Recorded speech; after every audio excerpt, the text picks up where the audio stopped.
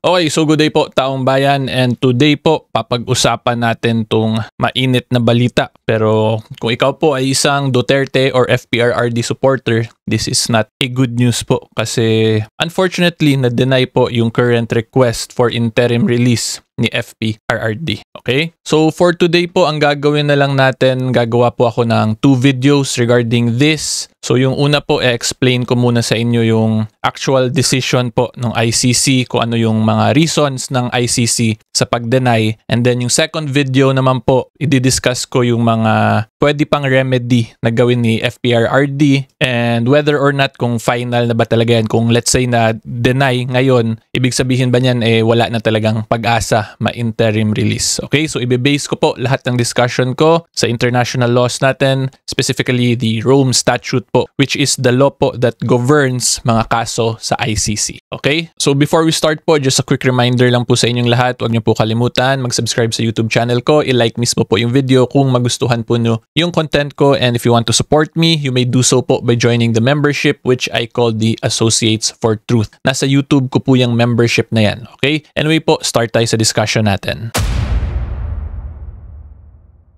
So before ko po i-discuss sa inyo yung actual decision, magkokonting lesson po muna tayo tungkol sa interim release request para mas maintindihan nyo talaga. Okay, so for that po, we will have to go to the Rome Statute of the International Criminal Court, and to be specific po, Article 60 yung una nating titingnan. Okay, so kung makita po nyo yung Article 60, yung pinaka-title po niyan is the initial proceedings before the court, and then yung important po dito is yung number 2. So kung makita po ninyo, nakalagay dyan, a person subject to a warrant of arrest may apply for interim release pending trial if the pretrial chamber is satisfied that the conditions set forth in Article 58, Paragraph 1 are met, the person shall be continued to be detained. Okay? If not so satisfied, the pretrial chamber shall release the person with or without conditions. Okay? So in Tagalog po, ang isang akusado sa ICC, once na aresto po siya, pwede po siya mag-apply ng interim release pending trial. So yan po yung ginawa ni FPRRD ngayon. Okay? So yung important pong iti-take note natin dito, itong Article 58, Paragraph 1, pag ito pong mga bagay-bagay na to, itong letter A, B, 1, 2, 3, pag hindi na to present sa situation ng isang inaresto sa ICC katulad po ni FPRRD, ang mangyayari po dyan ngayon ay dapat mag-grant or i-release po, i-interim release ang isang akusado. So kung makikita po natin, medyo mahirap po talaga magpa-grant ng interim release. Okay? So yung point ko lang po talaga dito, yung interim release po kasi hindi siya automatically ginagrant basta mag-request ka, kasi mas priority ng court yung detention, and yung pag-grant ng interim release is only subject po or will only be granted upon the compliance with very strict requirements, which is ito nga yung letter A and letter B, 1, 2, 3. So hopefully naintindihan nyo po yan. Ngayon papakita ko sa inyo yung decision ng court kung bakit hindi daw pumasa si FPRRD dito sa paragraph 1A and paragraph 1B, 1, 2, 3. Okay? So this decision po, in my humble and very respectful opinion, ay inaabangan talaga ng lahat. May you be pro or anti-FPRRD. Kasi of course, pag ikaw ay pro-FPRRD, gusto mo mag-grant yung release niya, yung interim release niya. And of course, if you're anti-FPRRD, edi you're also waiting kasi ayaw mo ma-release, diba, si FPRRD. But anyway po, going back, yung decision po na to is from the pretrial chamber 1. It is dated October 10, 2025 by the same 3 judges po. And then yung decision po na to, public redacted version of decision on the defense's urgent request for interim release and renewed request for interim release. Okay? And then, of course, as usual, like what we have already discussed multiple times, meron yan laging procedural history dito. Kung ano na yung, basically, ito po yung summary kung ano na yung mga nangyari sa kaso so far. So hindi ko na to iisa-isahin kasi hahaba po tayo masyado. Kasi this decision po has 23 pages. So madami-dami pa po tayong papag-usapan. So yung procedural history I will be skipping. Pero yung important lang naman i-note dito, 12 March 2025 was the date na si FPRRD was surrendered to the court. Okay, so 12 March 2025 nag-start, and then of course the parties filed the respective pleadings, yung request for interim release, so on and so forth, until umabot na po sa decision na to, yung October 10 decision denying the request for interim release. So if you want to read this po, itong mga ibang bagay, you may do so. Search nyo lang po yung ICC Duterte case update sa Google, and more or less po lalabas agad to siya. Then punta lang po kayo sa court records, and then yung pinaka nasa taas as of the date of this recording, October 11, 2025, may kita nyo po agad to, tong decision na to. Okay, so anyway po, ngayon pupunta na tayo sa actual decision. So 'di ba like what I explained kanina, pwede po mag-interim release based on Article 60 paragraph 2 of the Rome Statute. And para po mag-qualify nga dun sa interim release ng Article 60 paragraph 2, dapat yung Article 58.1 requirements fully makomply ng isang accused. Okay? So ngayon, ang una po nating i-discuss muna is yung requirement under Article 58 paragraph 1 letter A of the statute. Okay? So papakita ko muna ulit sa inyo. So yung 58.1A, ito po yung there are reasonable grounds to believe that the person has committed a crime within the jurisdiction of the court. So yung issue lang po dito sa 58.1A, whether or not si FPRRD ba he committed a crime within the jurisdiction of the court. So ang sagot po ng ICC dyan, the chamber observes that the defense has not contested this point, and in light of the findings contained in the warrant of arrest, the chamber considers that there continue to be reasonable grounds to believe that Mr. Duterte is responsible for crimes against humanity. Okay, kaya po ako medyo natawa kanina kasi this is a very big error on the part of Attorney Kaufman and kung meron pa bang ibang lawyers si FPRRD. Kasi ang sinabi lang ng ICC dito, the chamber observes, na obserbahan po ng ICC na yung defense hindi naman kinontest yung paragraph, yung Article 58 paragraph 1 letter A. Diba? So in short, it would now appear na may kinomit talagang crime si FPRRD kasi hindi po yun kinontest ng defense according to the ICC. So kung makita po natin, sa first requirement pa lang po, 58.1A, alanganin na agad si FPRRD kasi hindi po kinontest nung lawyers ni FPRRD yung whether or not may kinumit ba talagang crime si FPRRD. Okay, and the reason why I'm emphasizing this, kasi kung titingnan po ninyo tong 58.1, ang nakalagay kasi dyan, 58.1A and B. So when you say and, dapat to lahat sama-sama pumasa ang isang accused para mag-grant. 'Di ba? Pero dito pa lang sa first requirement pa lang, alanganin na agad kasi hindi po kinontest daw ng defense. So may reasonable ground to believe that Mr. Duterte is responsible for crimes against humanity. So and then klaruhin ko lang din po, itong binabanggit ko, this is the decision of the ICC itself based po sa mga observations nila sa mga pleadings filed. So again, ulitin ko dun sa 58.1A, medyo malaking blunder po to on the part of the defense kasi hindi nila kinontest. Okay? So ngayon, punta po tayo sa next naman,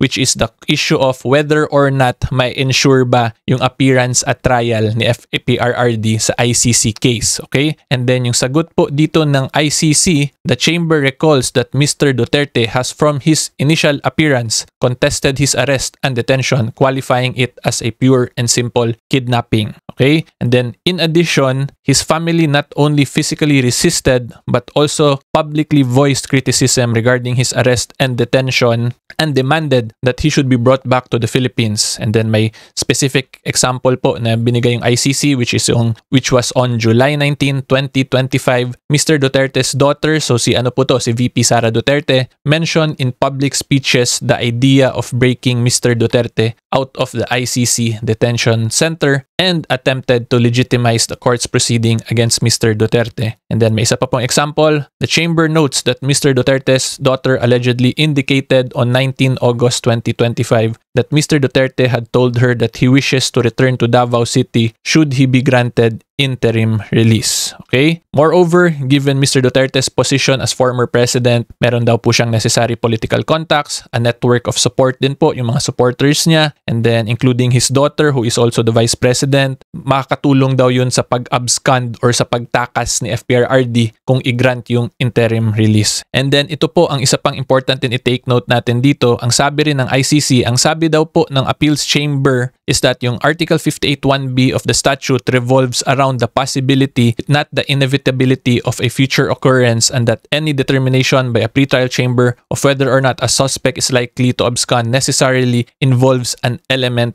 of prediction. Accordingly, the chamber finds that Mr. Duterte continues to pose a flight risk and detention is necessary. Okay? So in summary po, because of all the love and support FPRRD is getting, mukha daw malabo siyang hindi maging flight risk kasi madami siyang supporters na pwede daw tumulong sa kanya tumakas kung mag-grant yung interim release niya, and yung daughter niya is also a person of influence being the vice president, plus the support din daw po of the people yung pag-elect sa kanya. So in simpler terms po, yun nga po, lahat ng pagmamahal at pagsusuporta kay FPRRD will go against po the assurance na hindi siya magiging flight risk. Yun yung rason. And may mga specific example din po ditong binigay talaga yung ICC. Itong sinabi na may public speech daw si VP Sara na itatakas daw si FPRRD sa ICC Detention Center, hindi ko po nakita yung actual speech na yun ni VP Sara. So hindi ko po masabi kung joke lang ba yun or seryoso ba talaga siya. Pero anyway, ang point ko lang po dito, kung let's say joke lang yun siya on the part of VP Sara, dito po makikita natin na hindi maganda magbiro ng mga talagang importanteng bagay kasi hindi natin alam paano yun siya matitake into consideration ng mga korte like that of the ICC. Diba? Kasi posible joke lang to kay VP Sara na itatakas daw. Pero sineryoso po yun ng ICC. And we cannot also blame the ICC for taking that seriously kasi we have to remember VP Sara is also the Vice President of the Philippines. Therefore, si VP Sara also has a connection and a network of support. So baka posible sigurong matakas talaga ni VP Sara kaya natakot yung ICC. So anyway po, dun sa 581B1, kung yung whether or not ma-assure ba yung pag-appear ni FPRRD, malabo daw po considering all the love and support nga and then the actions and the statements din po ni FPRRD himself and that of his family. Okay, and then yung sinabi rin po ng ICC dito na important natin i-take note, pwede daw kahit mag-involve lang yung mga possibility or prediction, kahit wala pang actual na clear evidence ba na masushow na hindi talaga siya mag-appear in court, posible na daw yun maging ground for denial, diba? Kasi ito nga, it revolves around the possibility only. Therefore, it necessarily involves an element of prediction. So, manghuhula pala tong ICC kung whether or not flight risk po si FPRRD. So, hindi ko po dinedegrade yung ICC when I say manghuhula kasi sila po nagsabi nito It necessarily involves an element of prediction. So, therefore, they are predicting kung whether or not flight risk ba talaga si FPRRD.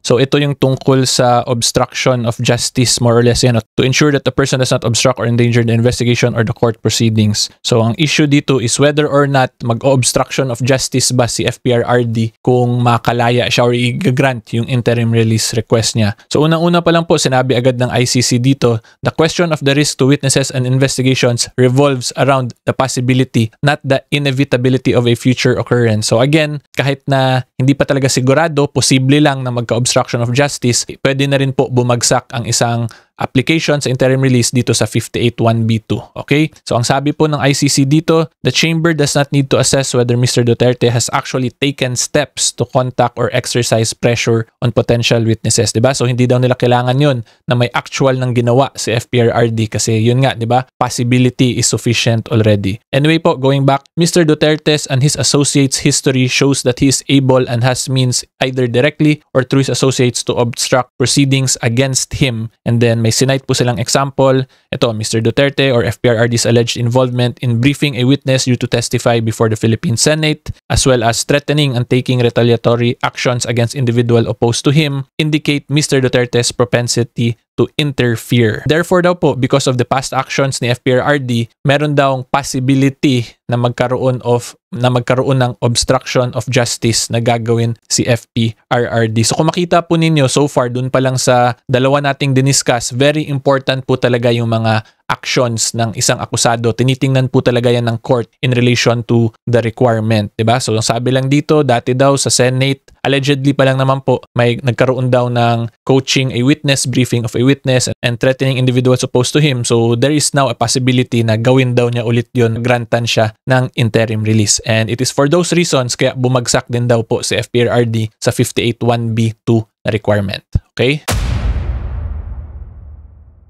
Yung issue po dito is whether or not magtutuloy-tuloy pa rin ba mag-commit ng crime, nung alleged crimes ang isang akusado kung i-grant yung interim release request niya. And of course, alam din rin po natin na bagsak din daw po si FPRRD dito according to the ICC. And the reason po, yung in-example nila ditong binigay is that nung 2024 lang daw, Mr. Duterte also has allegedly pledged to double the killings if he were to be elected again as mayor of Davao City. And diba? And then sabi po nung ICC, the chamber recalls that some of the crimes alleged in the warrant of arrest were allegedly committed when Mr. Duterte held the position of mayor of Davao City. As such, should he return to Davao City, Mr. Duterte would be placed in the very position that allowed him to commit the crimes. Okay? So, ang point po ng ICC dito, isa daw kasi sa mga grounds na ginamit dito ng prosecution against FPRRD ay some of the actions of FPRRD when he was still the mayor of Davao City. And meron daw speech si FPRRD noong 2024 na dodoblehin daw niya yung mga pagpapaya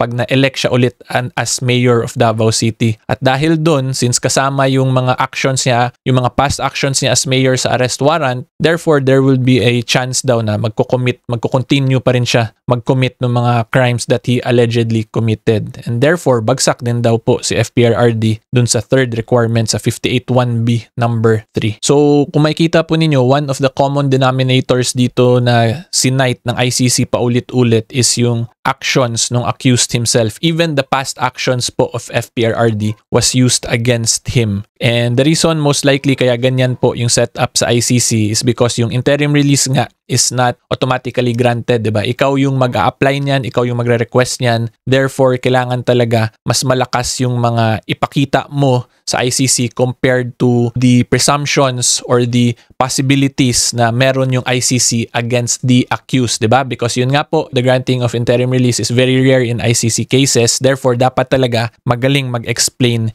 yung abogado para lahat nga ng presumptions and possibilities ay ma-overturn in your favor. Okay?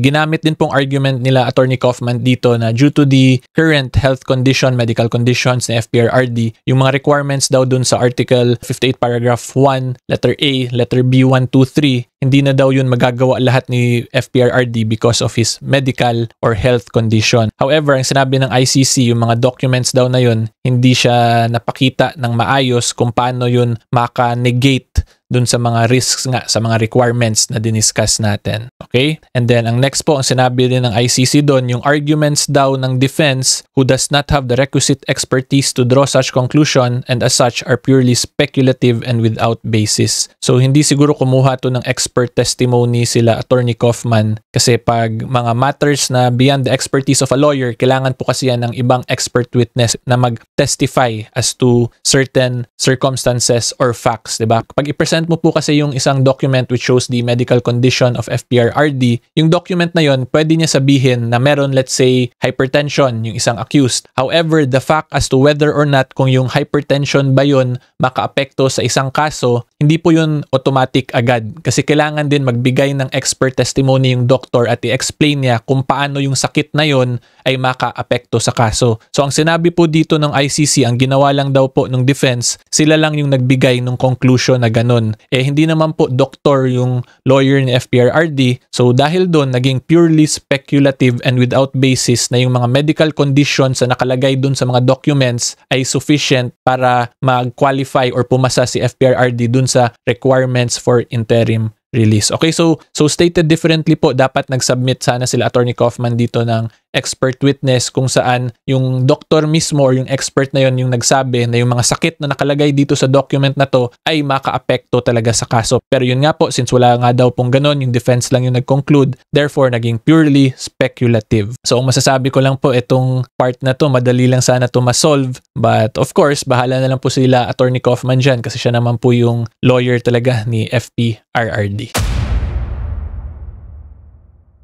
And in addition po dun sa health condition and humanitarian reasons na ginamit nila Attorney Kaufman, ang sabi lang po dun ng ICC is that the chamber notes that the defense limit itself to argue that Mr. Duterte is 80 years old and medical reports have highlighted yung mga sakit po niya without substantiating how detention is so detrimental that it justifies his release. So, ang point lang po nito, gumawa lang daw ng mga general statements or general assumptions sila Attorney Kaufman na si FPRRD being 80 years old tas may sakit, therefore detrimental na daw yung detention sa kanya, so kailangan ma-release. So, ito po, somewhat similar lang din to yung nandun sa taas na nakulangan ng explanation sila Attorney Kaufman, diba? Kasi if you just make general statements po, general assumptions, hindi po yan talaga tatanggapin sa korte kahit po dito sa atin, 'di ba? Kasi tatanungin ka po niyan palagi ng mga particularities or yung mga specific na nangyari kung bakit yung ganito will result to ganito. Hindi pwede yung magsabi ka lang tapos conclusion without an explanation, 'di ba? So yun po,